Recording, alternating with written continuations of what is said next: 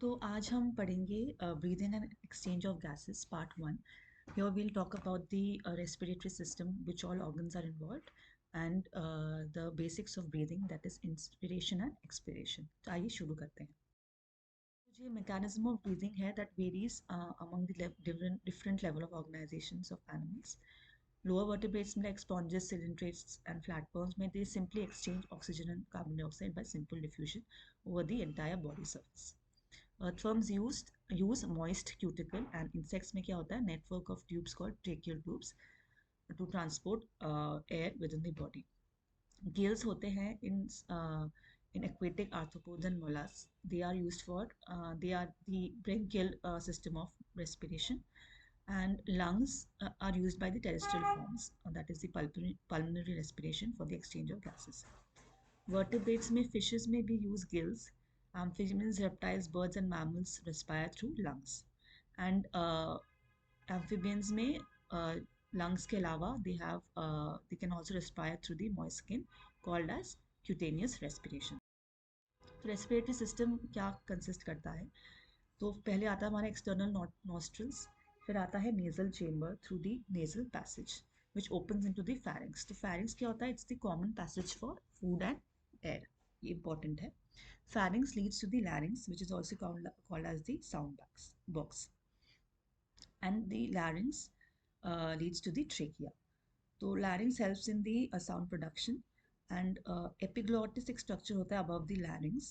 तो during swallowing ये cover हो जाता है. The epiglottis can be covered by a thin elastic cartilaginous flap called epiglottis to prevent entry of food into the larynx, ताकि larynx में food enter ना हो, इसलिए ये होता है epiglottis का रोल. swallowing में ही एक्टिवेट हो जाता है. तो ट्रैकिया क्या है? एक स्ट्रेट ट्यूब है till the mid thoracic cavity. हमारा जो थोरैसिक रीजन है वो उसके मिडिल रीजन तक आता है trachea, and it divides at the fifth thoracic vertebrae into the right and left pulmonary bronchi. तो फिफ्थ थोरैसिक वर्टिब्रे से ये डिवाइड कर जाता है. तो जो ईच ब्रोंकाई होता है वो undergoes repeated divisions to form secondary and tertiary bronchi and bronchioles. तो bronchi क्या देगा? will lead to secondary and tertiary bronchi and then the bronchioles. ठीक है. and जो terminal bronchiole होता है हमारा, it's a vascularized bag like structure, thin irregularly walled, called alveoli. And जो ब्रांचिंग नेटवर्क होता है ब्रोंकाई, ब्रोंकियोल्स एंड एल्वियोलाई का, ये कंप्राइज दी लंग्स. तो lungs is formed of alveoli, bronchi and bronchioles. तो सबसे पहले ब्रोंकाई आता है which divides to form secondary and tertiary bronchi and bronchioles, and bronchioles lead to the alveoli. फिर जो लंग्स होता है it is covered by a double layered structure called the pleura, और उसमें होता है प्लूरल फ्लूइड उन दोनों के बीच में. तो ये क्या करता है? It reduces the friction of the lung surface. एक आउटर प्लूरल मेम्ब्रेन होता है जो थोरैसिक लाइनिंग से कांटेक्ट में होता है, and inner pleural membrane is in contact with the lung surface. तो इसके हमारे रेस्पिरेटरी सिस्टम के दो पार्ट्स होते हैं, conducting part and the respiratory और the exchange part. Conducting part में एक्सटर्नल नॉस्ट्रल्स होते हैं up to the terminal bronchioles. ठीक है. तो इसमें क्या होता है? ट्रांसपोर्ट होता है atmospheric air to alveoli and clears the foreign particles, humidifies or also brings the air to body temperature. And respiratory exchange part क्या होता है? Alveoli and their ducts, मतलब जहाँ actual diffusion takes place, oxygen and CO2 का between blood and atmospheric air, इस part में actual diffusion takes place. तो जो lungs होते हैं हमारे, they are situated in the thoracic chamber, that is an airtight chamber. And thoracic chamber जो dorsally होता है, formed by the vertebral column dorsal side पे, and ventrally by the sternum. And lateral side पे क्या होता है? Ribs. And lower side पे होते हैं डायफ्राम. तो लोअर साइड पे डायफ्राम, लेटरली रिब्स प्रेजेंट होते हैं, डॉर्सली में वर्टिब्रल कॉलम, एंड वेंट्रल हमारा स्टर्नम आ जाता है. तो respiration involves the following steps. पहले तो ब्रीदिंग होगा और पल्मोनरी वेंटिलेशन जिसमें हम बोलते हैं, जिसमें atmospheric air we draw in, and the carbon dioxide rich air is released out. फिर नेक्स्ट आता है हमारा diffusion of gases across the alveolar membrane. फिर ट्रांसपोर्ट होता है of these gases by the blood. फिर डिफ्यूजन होता है between the blood and tissues. And उसके बाद यूटिलाइज होता है oxygen by the cells for the reactions and resultant release of CO2।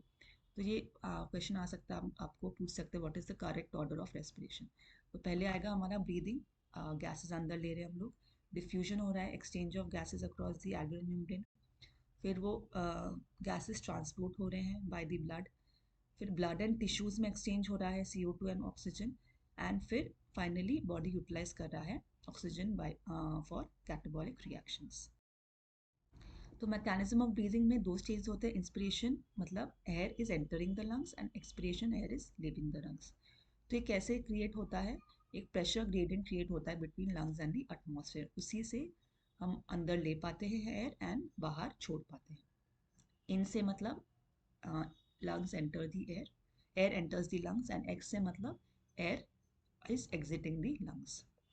तो ये कब होता है inspiration, when intrapulmonary pressure is less than the atmospheric pressure, मतलब जो बाहर का प्रेशर है एयर का, एटमॉस्फेरिक प्रेशर, जो हमारे सराउंडिंग में जो एयर का प्रेशर है वो जब ज़्यादा होता है हमारे अंदर के प्रेशर से, इंट्रापल्मोनरी प्रेशर से ज़्यादा होता है, तब हम इंस्पिरेशन कर पाते हैं। मतलब क्योंकि the air will always flow from the higher pressure to lower pressure. तो हायर प्रेशर कहाँ है, बाहर है, atmospheric pressure, and intrapulmonary is lower pressure, तो air moves from atmospheric to the intrapulmonary pressure. फिर क्या होता है, डायफ्राम कॉन्ट्रैक्ट होता है, मतलब फ्लैटन हो जाता है। उसके बाद जो इंटरकोस्टल मसल्स होते हैं हमारे डायफ्राम में वो भी कॉन्ट्रैक्ट कर जाते हैं। Ribs and sternum move upwards.